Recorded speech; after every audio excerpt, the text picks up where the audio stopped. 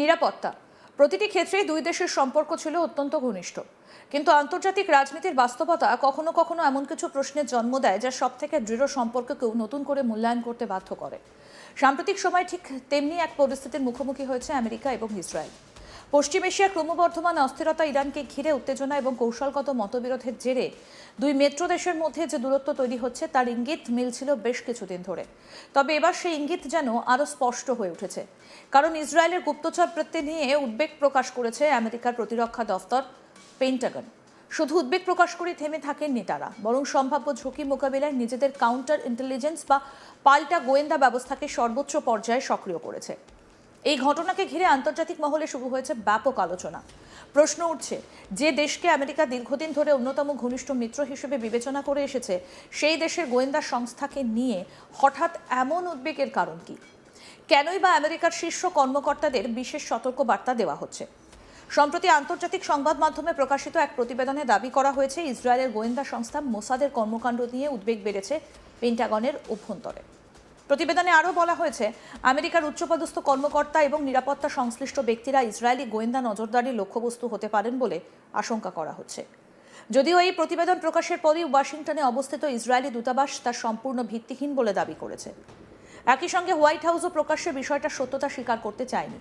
কিন্তু আন্তর্জাতিক কূটনৈতিক মহলে আলোচনার ঝড় থামেনি, কারণ এমন একটা অভিযোগ নিছক গুজব হিসেবে উড়িয়ে দেবার মতো নয়। বিশেষজ্ঞদের মতে, আমেরিকা এবং ইসরায়েলের মধ্যে গোয়েন্দা সহযোগিতা দীর্ঘদিনের। সন্ত্রাসবাদ দমন, সাইবার নিরাপত্তা, মধ্যপ্রাচ্যের বিভিন্ন সংঘাত এবং আঞ্চলিক শক্তিগুলোর গতিবিধি পর্যবেক্ষণের ক্ষেত্রে দুই দেশ একসঙ্গে কাজ করেছে বহুবার।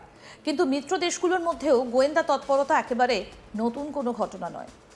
আন্তর্জাতিক সম্পর্কের ইতিহাস বলছে, রাষ্ট্রের স্বার্থই শেষ পর্যন্ত সবথেকে বড় বিষয়।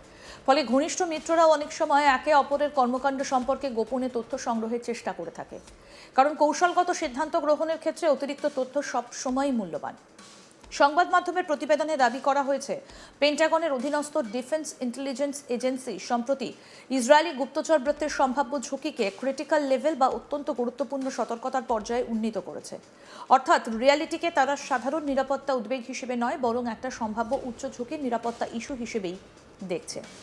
প্রতিবেদন অনুযায়ী দুজন কর্মরত এবং একজন সাবেক আমেরিকান কর্মকর্তার সূত্রে এই তথ্য জানা গিয়েছে। যদিও তাদের পরিচয় গোপনই রাখা হয়েছে, তবে তাদের বক্তব্য আন্তর্জাতিক মহলে নতুন প্রশ্নের জন্ম দিয়েছে। একজন কর্মকর্তা জানিয়েছেন, ইসরায়েলে সফরকালে কিংবা ফোনে বৈঠকের সময় অতিরিক্ত সতর্কতা অবলম্বন করার নির্দেশ দেওয়া হয়েছে। এমনকি সাধারণ যোগাযোগ ব্যবস্থার ক্ষেত্রেও কঠোর নিরাপত্তা প্রোটোকল অনুসরণের কথা বলা হয়েছে। এই সতর্কবার্তার পেছনে মূল কারণ হিসেবে উল্লেখ করা হয়েছে, ইসরায়েলের গোয়েন্দা সংস্থাগুলোর তথ্য সংগ্রহে অত্যন্ত আগ্রাসী কৌশল। আমেরিকার নিরাপত্তা বিশ্লেষকদের একটা অংশের মতে, ইসরায়েলি গোয়েন্দা সংস্থাগুলো বিশ্বের অন্যতম দক্ষ এবং কার্যকর গোয়েন্দা নেটওয়ার্ক পরিচালনা করে। তাদের প্রধান লক্ষ্য দেশের নিরাপত্তা নিশ্চিত করা হলেও প্রয়োজনে তারা আন্তর্জাতিক পর্যায়েও বিস্তৃত তথ্য সংগ্রহ অভিযান পরিচালনা করে।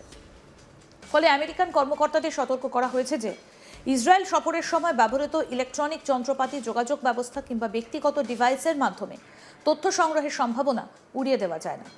এই কারণেই সফররত কর্মকর্তাদের বার্নার ফোন ব্যবহারের পরামর্শ দেওয়া হয়েছে। বার্নার ফোন হলো অস্থায়ীভাবে ব্যবহারের জন্য একটা ফোন, যা একটা নির্দিষ্ট সফর বা কাজ শেষ হলে বাতিল করে দেওয়া হয়। এর ফলে দীর্ঘমেয়াদে তথ্য সংগ্রহ বা নজরদারির ঝুঁকি অনেকটা কমে যায়। শুধু ফোন নয়, অস্থায়ী বা টেম্পোরারি কম্পিউটার ব্যবহারের ক্ষেত্রেও বিশেষ সতর্কতা জারি করা হয়েছে। কর্মকর্তাদের বলা হয়েছে, সংবেদনশীল তথ্য সংরক্ষণ, স্থানান্তর কিংবা আলোচনার ক্ষেত্রে অতিরিক্ত নিরাপত্তা ব্যবস্থা নিশ্চিত করতে হবে।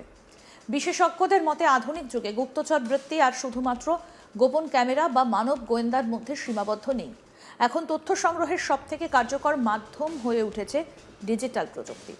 স্মার্টফোন, ল্যাপটপ, ইন্টারনেট সংযোগ, ক্লাউড স্টোরেজ কিংবা এনক্রিপ্টেড যোগাযোগ ব্যবস্থাও কখনো কখনো নজরদারির লক্ষ্যবস্তু হয়ে উঠতে পারে।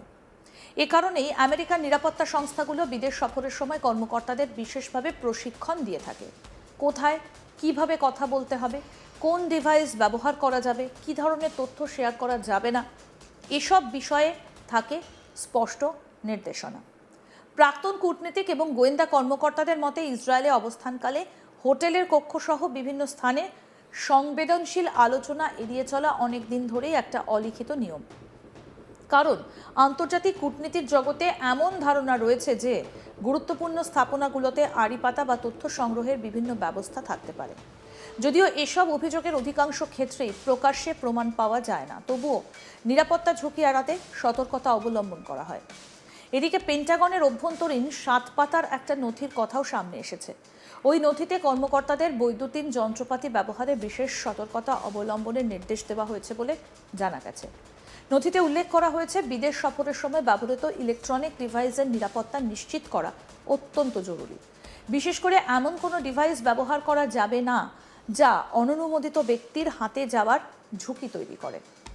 বিশ্লেষকরা মনে করছেন, এই ঘটনা প্রবাহ শুধুমাত্র গোয়েন্দা উদ্বেগের বিষয় নয়, বরং এর সঙ্গে জড়িয়ে আছে বৃহত্তর ভূরাজনৈতিক বাস্তবতা।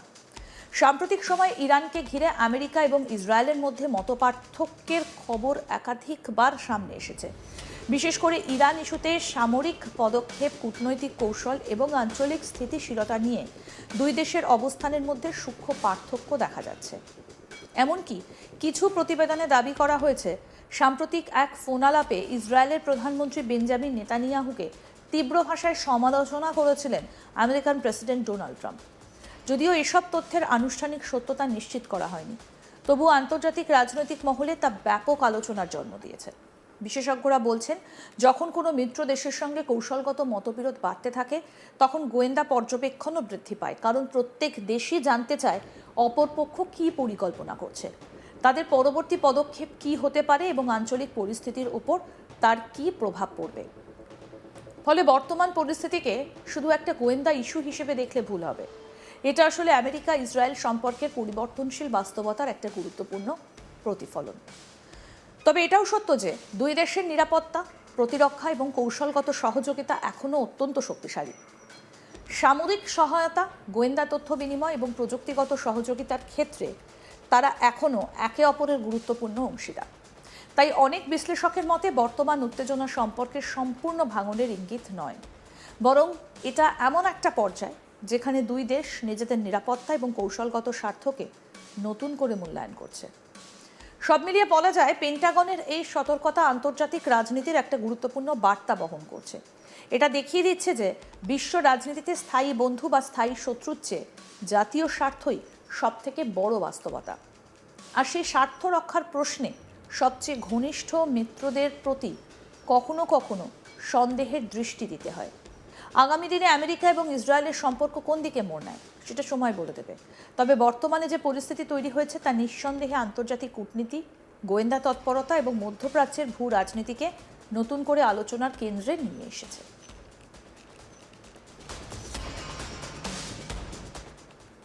আরও আপডেট পেতে দেখতে থাকুন আজ তাক বাংলা, সাবস্ক্রাইব করুন।